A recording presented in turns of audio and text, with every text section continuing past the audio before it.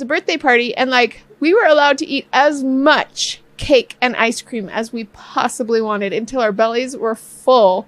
And then we were just like, okay, we're done. Like, I understand everybody has different ways of eating, right? Like, it's not something that everybody does the same.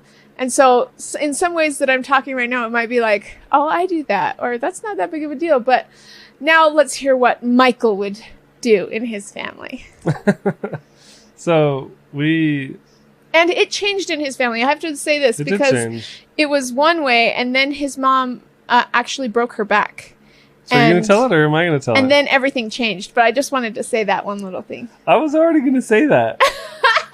You just want to talk all the talking, I guess. Well, the last episode you did all the talking. That was the format. Go ahead. So I remember a time in my family where my mom would buy donuts or, cake or whatever junk at the store.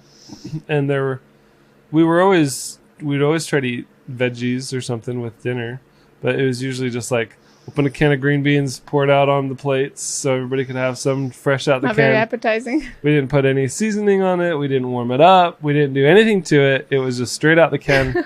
And that was my only experience, And he didn't like vegetables.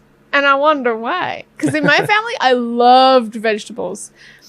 Later on. It was after the green bean incident when I was 7. But like green beans now, or when I was like a teenager, it was like you put a can of green beans in the microwave and you warm it up in a beautiful bowl. Then you make sure all the water's drained out so it's not like watering down the butter. You put some butter on it, let it melt, and it's like all buttery and smells so good. And then you put a little bit of salt and some pepper on it, mix it up, and then you eat it. Way better than cold can of green beans. Thanks to Becca's upbringing, she is a very good cook.